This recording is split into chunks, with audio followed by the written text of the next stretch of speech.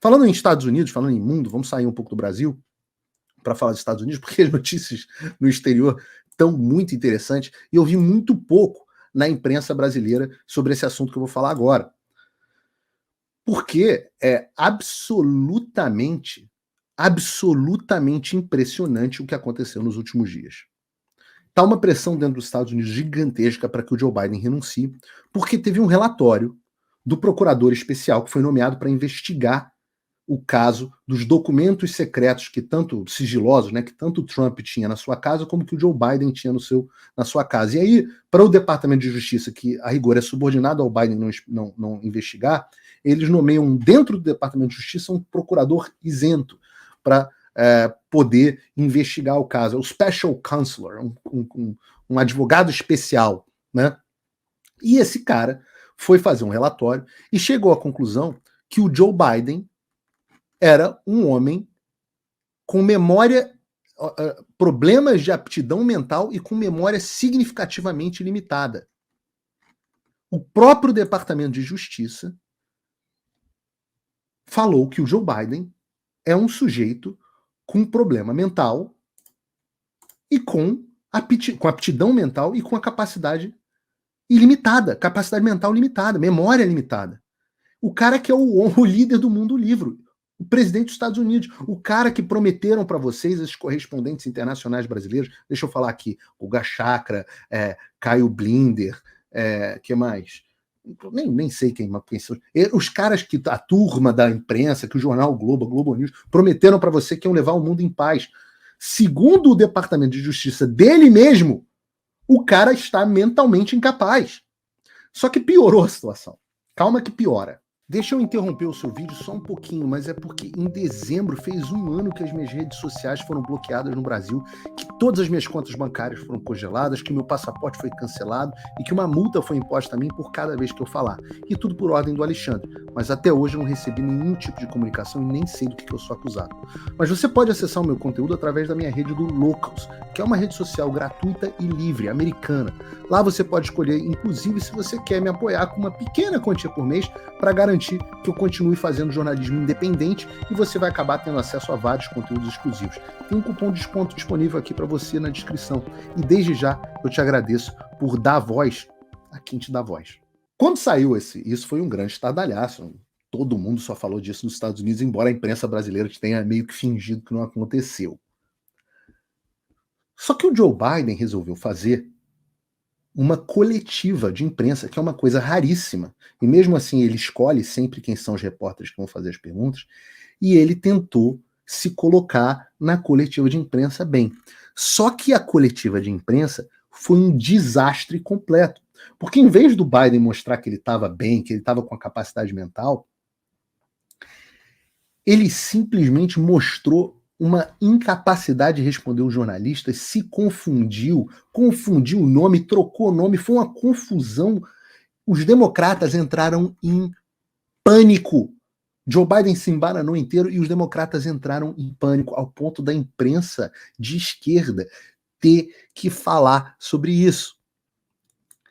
E calma, aí eu achei muito interessante, porque o Poder 360 fez um levantamento, não sei se tiraram de algum site, mas sobre os principais tropeços do Joe Biden desde 2021. E vale fazer uma recapitulação aqui, porque não é um fato isolado, né? E eu vou chegar às conclusões disso já já. Ó, em 19 de março de 2021, ou seja, pouco logo depois dele assumir,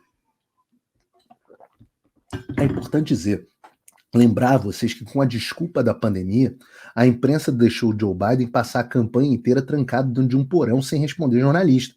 O cara fez uma campanha virtual, tudo redigido, lendo teleprompter e com a imprensa replicando.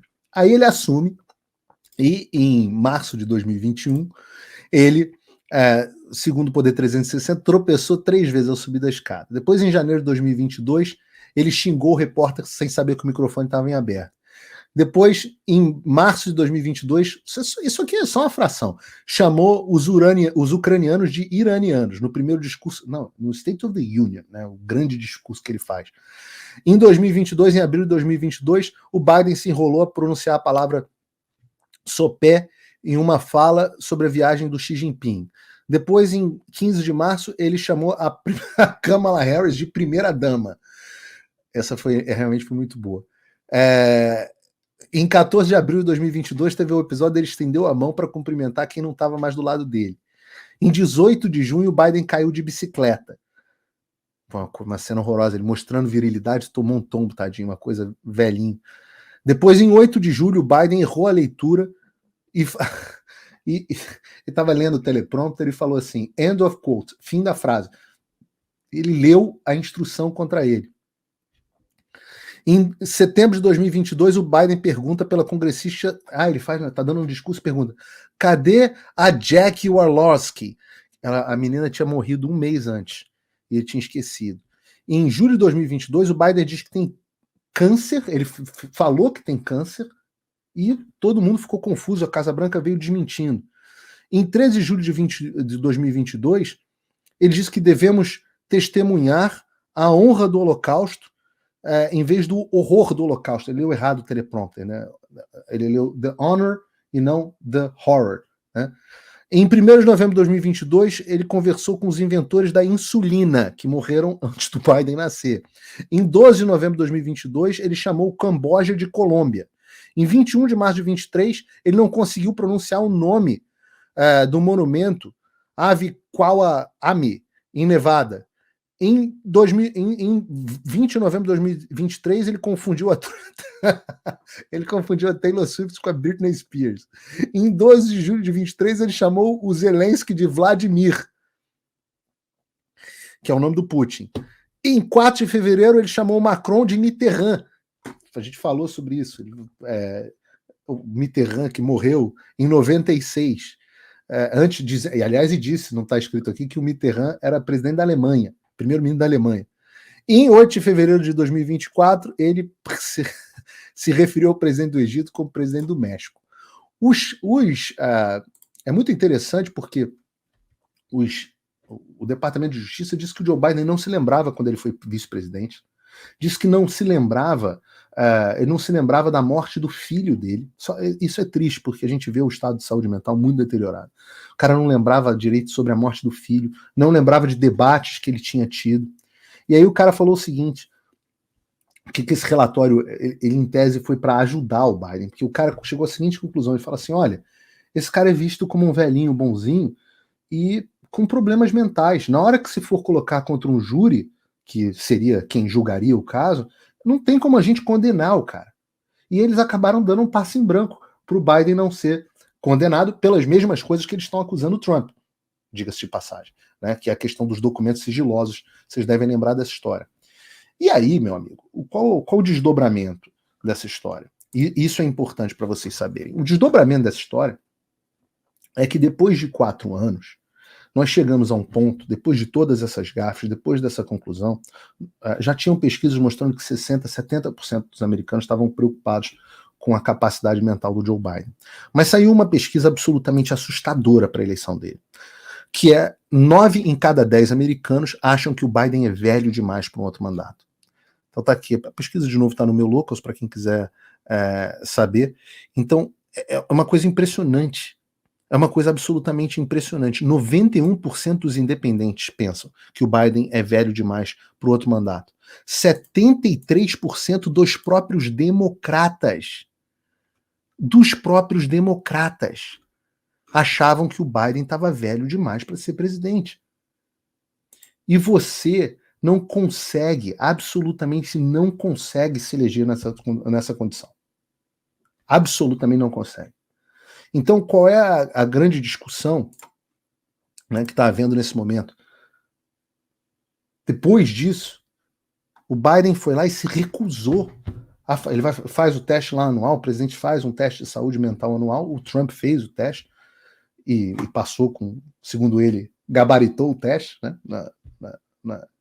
na frase do jeito que ele diz, né?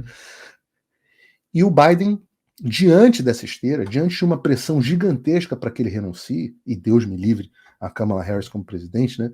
Mas diante de uma pressão gigantesca para que ele renuncie, ele foi agora essa semana também e se recusou a fazer um teste de acuidade mental. Falou que não vai fazer. Casa Branca falou: não, o presidente não vai fazer um teste. Ele se recusou a fazer o teste para mostrar para os americanos que, na verdade, ele está em uma condição mental boa. Então, uma coisa de maluco. Alguém falou aqui, a Alessandra estava dizendo aqui no chat: Paulo, você esqueceu do Deus salve a rainha. Eu não esqueci, não. Eu não esqueci, não. A outra aqui cantou uma criança ao vivo, uma menina. Acho que é um pouco de exagero, cantor, mas tem várias gafes que não estão aqui. Eu só peguei o levantamento do Poder 360. Então, assim, a situação do Biden é absolutamente escabrosa. Não tem como esse cara se reeleger. Não tem como. A eleição desse ano nos Estados Unidos, é a eleição mais importante que vocês podem ter acompanhado, até mais importante que a eleição municipal brasileira. E eu digo por quê? Porque essa é a eleição que vai determinar se o establishment consegue eleger até esse cara, até o morto muito louco. Porque se conseguirem botar esse cara no poder, aí é porque realmente a democracia no mundo inteiro acabou. Porque 9 entre 10 americanos, ou 8 entre 10, em um outro levantamento, mostram que o cara tá velho demais. Os 74% dos democratas acham que o cara não tem condições de continuar. E é por isso que eu venho dizendo aqui há muito tempo, eu não sei se vai acontecer, tem pouco, isso quase não sai na imprensa brasileira, mas que existe uma pressão gigantesca para que ele não seja mais o candidato. E a pergunta que existe é: quem é o líder do mundo livre? Quem está governando os Estados Unidos? Porque esse cara não é. Esse cara, daqui a pouco, para quem não entendeu a referência do Morto Muito Louco, é um filme muito antigo da década de 80, Weekend at Bernie's, que o cara morre e aí o nego bota um óculos escuros nele e leva o corpo. É uma coisa bem macabra, bem anos 80. E o nego leva o corpo e convence de que o cara tá vivo. O nego dá festa com o cara, etc, etc. E é tipo isso aí que a gente tá vendo. Não é mais uma questão de, isso é coisa da direita, teoria da conspiração. Não, não. É consenso nos Estados Unidos.